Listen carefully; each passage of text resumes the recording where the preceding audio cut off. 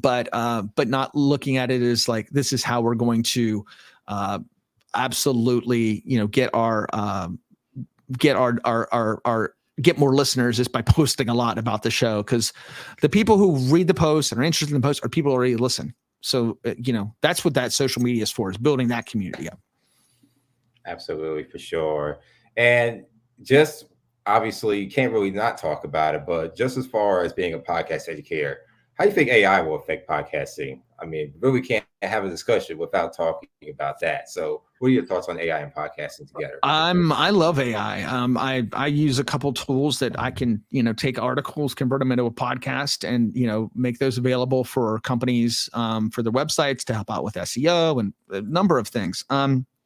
It's also helpful. Music's always been something that it can be very expensive. I think using AI to create music, as a writer, I use AI a lot to start projects. And I think that's what people don't understand. They don't understand how to use it. So I use it a lot. I do a lot of pitches. It used to take me a couple hours to put together a pitch. I can put together a pitch in 40 minutes now, because I can get to start with the AI with my notes and then use it. So I think it's changed a lot of it's made things a lot quicker for a lot of people. Will it kill jobs? I don't think there's that many jobs in podcasting to kill with AI. Now, I have friends who are writers who won't touch it, won't look at it, won't do it. And to me, it's like, you can stick your head in the sand. But as far as a tool to gather information, do outlines, put together documents, things like that is really important. The voicing is scary, but if I'm a host and I want to license my voice to my podcast company so that they can just make ads, that they've run by me. Hey, we're going to do an ad for this. Is this cool? Yeah, go ahead. I don't have to go voice it. I don't think those are ever going to be as effective as the person actually doing the ad, but I understand the use of it.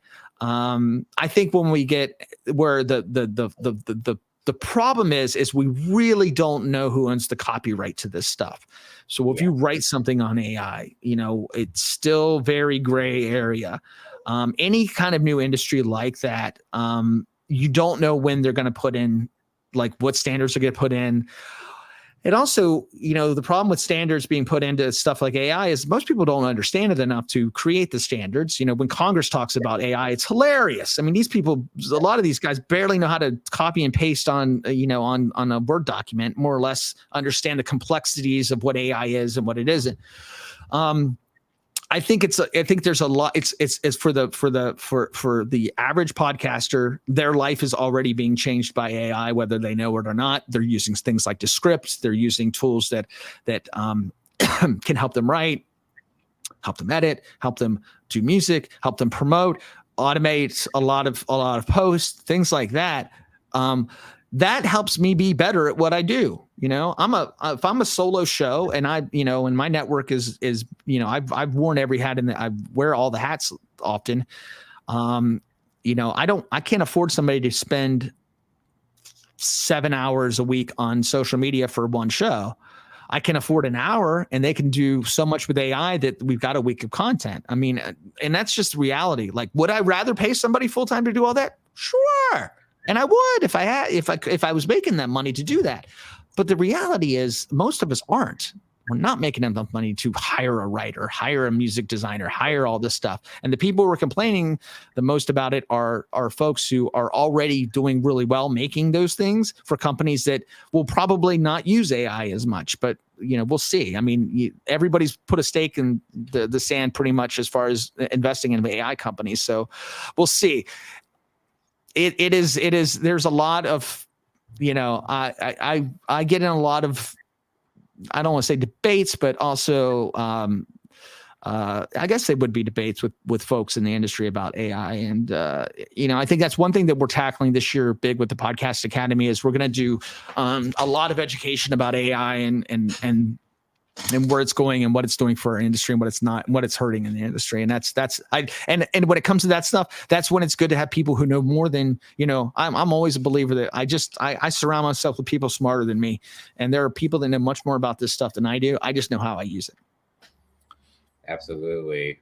Well, I'm glad to contribute anything that I know to you. I think definitely we could be, or any podcaster can be beneficial, and really need to have that culture of interdependence upon one another. I like to say. But just lastly, Matty, could you share any upcoming projects, initiatives, or developments in the podcasting space that you're particularly excited about or involved in? Well, I'll just do the self promotion right now, which is Poddle.co, which is my company, my new company. The whole goal of it was that we want to make a place for people to be able to have some transparency about the things that they use, and also make it easier for freelancers to find work. And because Fiverr's is just really, really tough and it's expensive, they charge so much of commission. And our goal is to make everything free to start and stay as third party as possible. So I'm excited for that, and hopefully that this will grow. I will say that the optimism in the industry is back. We had some doom and gloom, forecasts, and people just not having, a lot of the stories coming out of our industry were all negative, and it's just and unwarranted a lot of the time.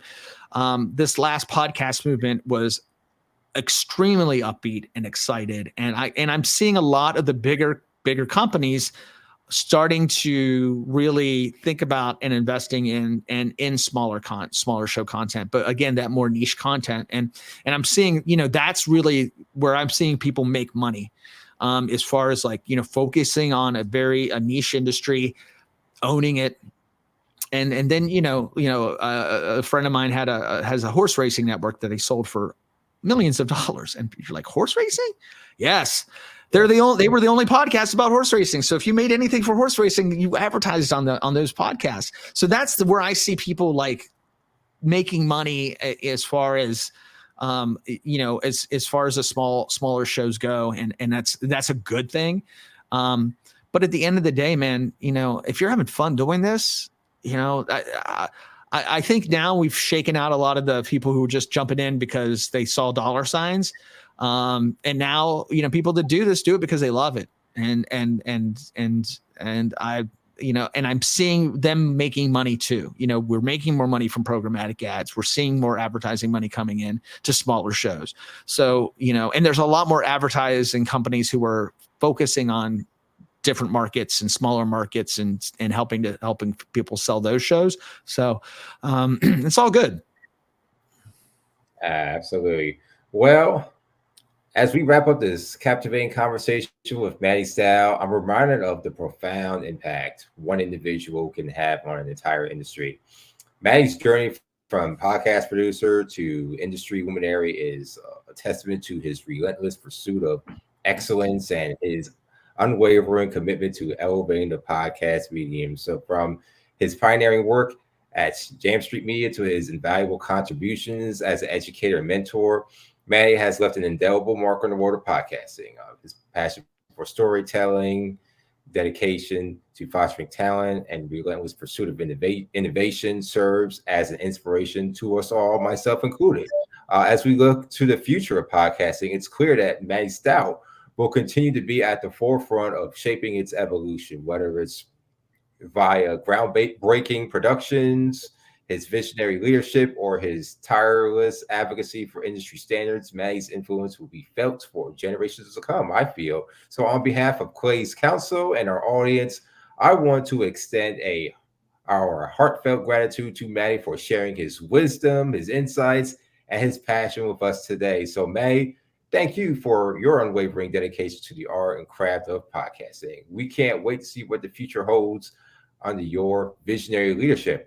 And to all of our listeners and viewers, thank you for joining us on this enlightening journey. Until next time, keep exploring, keep innovating, and keep sharing your ideas with the world. This is Clay's Council signing off.